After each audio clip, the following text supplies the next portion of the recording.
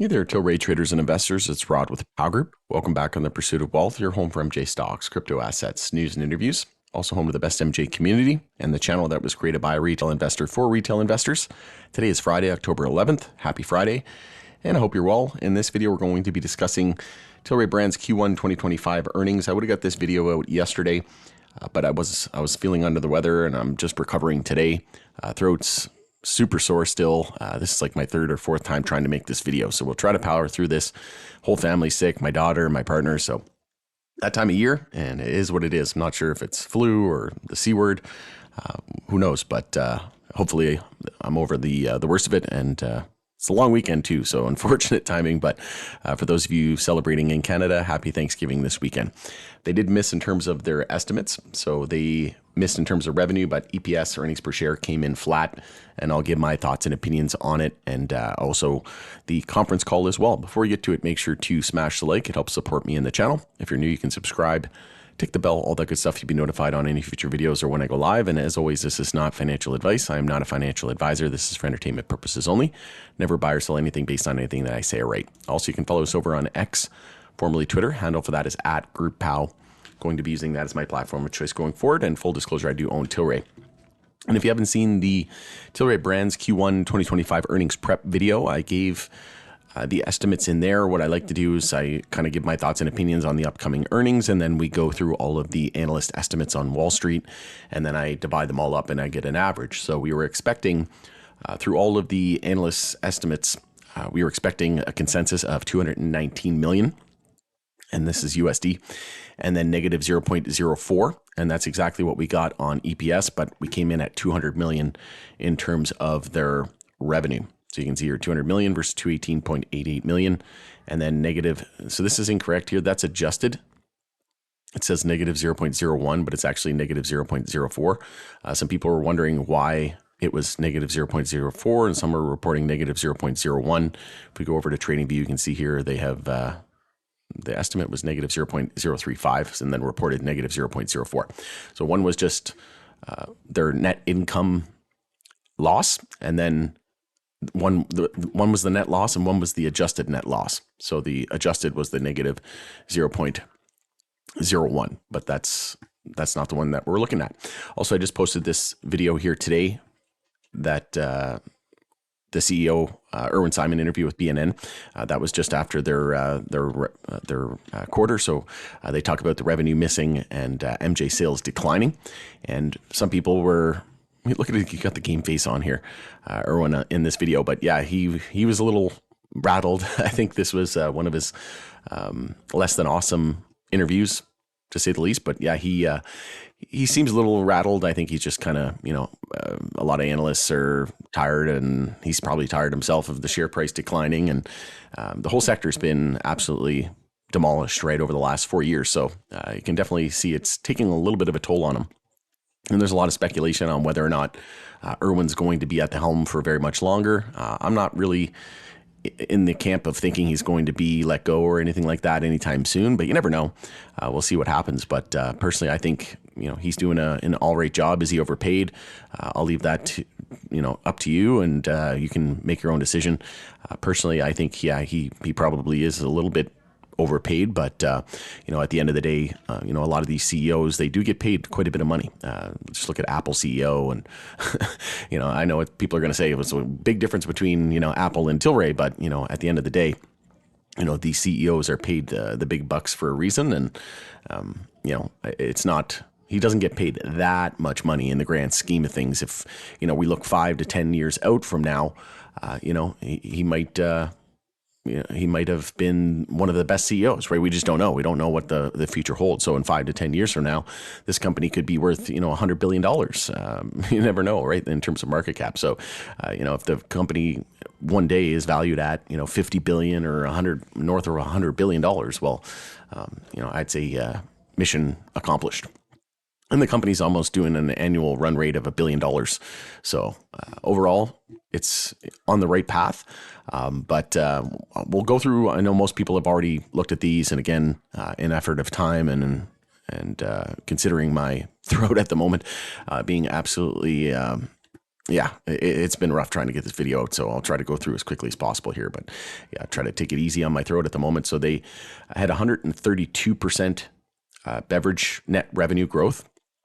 And then the Tilray alternative beverages, so their hemp Delta 9 beverages, that's something that's going to be huge as well. Their German medical MJ flower revenue increased by 50%. And as they said, under those new regulations and cultivation license, that's going to see an increase of about 5x to their production capacity. And what else was there? Yeah, they said in the conference call that the drinks, so they can sell those in 19 states. I was a little confused on what they meant by that, because if you remember, Cureleaf and their Select brand, I'm pretty sure they're in 25 states. So I'm not sure why he mentioned 19 states. But again, another reason why I'd like to get Tilray on for an interview and clear up some of this confusion. But yeah, at the end of the day, they just launched their Delta 9 drinks in the US, and they're only in a select few states to start. I think it was 5 states. And, we'll see continued expansion there. They have more brands. They talked about on the call how they have a lot of exciting new products coming as well. So they talked about how, the non-alcoholic beverage craft beers are another underrated segment as well, which I would agree. A lot of people are looking for healthier alternatives. But we'll go through some of the numbers here just real quickly. Like I said, most people have already probably dove into this, and I already gave you the revenue and the EPS. But if we go down here, this is where people were getting confused. So net loss per basic and diluted share, it was a negative. It's in brackets, so negative 0.04. Why people were getting confused is they scrolled down here and they looked at the adjusted net loss. So that was negative 0.01. But you want to look at the net loss, not the adjusted. Adjusted means like non-recurring type of items. But you can see here, the same quarter, August 31st, it was negative 0.10. And if we go over here to investing.com, you can see they had negative 0.10 was correct, but they put the adjusted there instead of the actual net loss. So you don't want to use the adjusted, you want the actual net loss. So hopefully they could correct that soon, because there was a lot of confusion out about that yesterday. But we'll go through here. Something else I wanted to mention, their cash and cash equivalents end of period, so just north of 205 million. And they did mention that they were looking at other acquisitions. This is something they've been saying for quite a few quarters now, that they might be looking at a spirits business. So they might do another acquisition there, and they've been diversifying. And in this video, so you're not really much of an MJ company anymore, are you? You're more of an alcohol beer company. And he responded, well, we also have a distribution business as well, right? With CC Pharma and Tilray Medical. And, they also have their wellness business. So, and as we can see here, their net revenue by operating segment. So for the 3 months ending August 31st for the quarter, 28% only came from their beverage alcohol business. 31% came from MJ. 34% came from distribution, that CC Pharma, the 13,000 pharmacies that they were talking about, and wellness business. So that was 7%. So they're pretty diversified at the moment. And again, them diversifying into alcohol and all of these adjacencies, it's not just like, oh, we're in the beverage alcohol business and that's the only option that we have with that. We're in the beverage alcohol, but it's also craft beer, which in my opinion is a very smart move, because it's on the up and up. I'm from Alberta, or here we call it Alberta, and there's literally craft beer and microbreweries everywhere, and they're just always packed. Like there's this one place called Campio down the street, and it's always packed, and it just gets busier and busier. It's like craft beer is definitely what's making beer cool again. And I agree that a lot of these beverages, like think of the Sweetwater 420 Pale Ale, right? Like that's the best brand that you could ever infuse MJ into, right? And they'll have non-alcoholic MJ infused options eventually as well, right? And then think of their hemp Delta 9. Well, they can add that Delta 9 and the hemp derived product. They can add that into like a Sweetwater 420, right? So they could create a non-alcoholic beer through that 420 brand and just add Delta 9 hemp to it, right? So there's so many possibilities. It's not even funny. They also have their Highball energy drink, which another great brand behind that as well, right? Highball, and then Sweetwater 420 Pale Ale. So there's so many adjacencies there, and they can integrate that very easily and then utilize their existing distribution network. They said that on the call as well, they have over, I think, 700 distributors now, which is massive. And I think they have like north of 50,000 points of distribution. But yeah, if you take a look at the prior year, August 31st, 2023, 13% was comprised from the beverage alcohol, 40% from MJ, 39% from distribution, and 8% from their wellness business, right? Manitoba Harvest, etc. So you did see, and as far as I'm aware, the hemp would go under the wellness business. So the Drink Happy flower, etc. And they said they had a ton of other products that exciting new products that they're working on as well. So we'll see what comes down the line in terms of a product innovation standpoint. But yeah, we did drop about 1% from the wellness business. We did drop 5% from the distribution business, and MJ dropped 9%, but beer and alcohol actually saw a huge improvement. So yeah, over 100% increase. And then they mentioned that the reason why their MJ business dropped was because of the fact that they're trying to not just chase, revenue. They're focusing on margin. So gross margin. So they're just getting rid of products that essentially aren't selling that well. And I think they mentioned like infused pre-rolls and vapes. So they're trying to get rid of certain product categories or certain product SKUs that weren't driving profitability, and in an effort to drive profitability and gross margin. So those were some of the highlights there. And excise tax for the quarter was just under $20 million. So, if we take a look at their net loss for the quarter, which was negative 0.04 per share, but that was 34.7 million was the loss. And that was an improvement by 38% compared to the quarter in the prior year was 55.9 million loss. So we did see an improvement of 38%. But yeah, 34.7 million was the loss, and 20 million was excise tax on their MJ revenue. So it wouldn't completely turn them into profit, but it wouldn't be too far off. And then keep in mind that their Delta 9 hemp drinks wouldn't be on this as well, as they just launched that, and they're just launching into a select few states. So imagine if they get to that 19 that he talked about, and then they add even more, right? Maybe they do something with the Sweetwater non-alcoholic version with hemp in it, or a Highball, or so many other different brands. And then they talked about Germany. They're looking to ramp up Pillar 2. There's so much growth just from that perspective alone. And then what happens when the U.S. fully legalizes, rescheduling to Schedule 3 opens up medical in the U.S., opportunities there. But yeah, just, from a Germany perspective and Pillar 2, and then, we get October 1st was the leadership summit and industry challenges. And one thing they talked about was excise taxes. That was October 1st, just next to Parliament Hill in Ottawa. So we could see some improvements to excise taxes, switch to a percentage fee, which could add about $150 million to their bottom line on an annual basis. So it was 20 million for the quarter, but for the year, they're anticipating about an extra 150 million added to their bottom line, right? So we'll see what happens, but there's a lot of opportunity here. And I think it's needed. They need to get rid of some of those products that just aren't driving profitability, focus on their margin, etc. But yeah, if we take a look at their gross margin here, it breaks it down per segment. So they have their gross margin and their adjusted gross margin. So from the beverage, it was actually 56.35 for MJ, distribution 11%, wellness 29%, total 28%. So, and that was for 2023.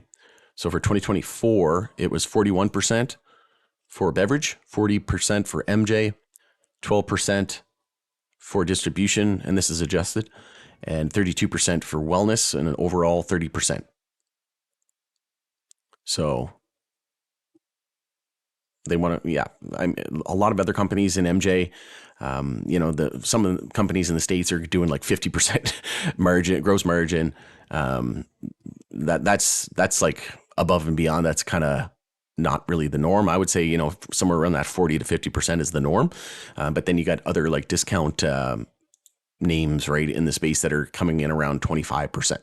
And that's because of that discount model. But 30% isn't too bad. And we'll want to see that get closer to that 40% and kind of match that of the beverage segment. But like I said, through their Delta 9 drinks, that's going to be a huge margin driver, in my opinion.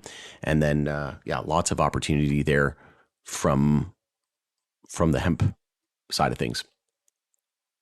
We'll go through a little bit quicker here. I think that's pretty much all. Adjusted EBITDA. So it was 9.3 million and change. All right. I think that's pretty much it. There was also an article here from the business of MJ. They did a pretty good job summarizing everything. So their MJ revenue dropped 13% in Q1. Alcohol sales nearly double. So Tilray MJ revenue fell sharply over the first quarter. Yeah, 20 million in excise tax. Already mentioned that. They talked about they're not too concerned about which party enters the White House. They don't really think that one side of the aisle is going to hinder anything. Like they think it's going to be very pro, regardless of who wins the election. So CEO Irwin Simon expressed optimism for the future during the same earnings call, particularly regarding potential of MJ legalization in the U.S. after the upcoming presidential election. He emphasized that the company is ready to expand in the U.S. if regulatory hurdles are cleared, stating, "I'm pretty optimistic there." And Simon added that if the U.S. legalizes MJ, Tilray would seek new acquisitions in the sector, leveraging its strong balance sheet.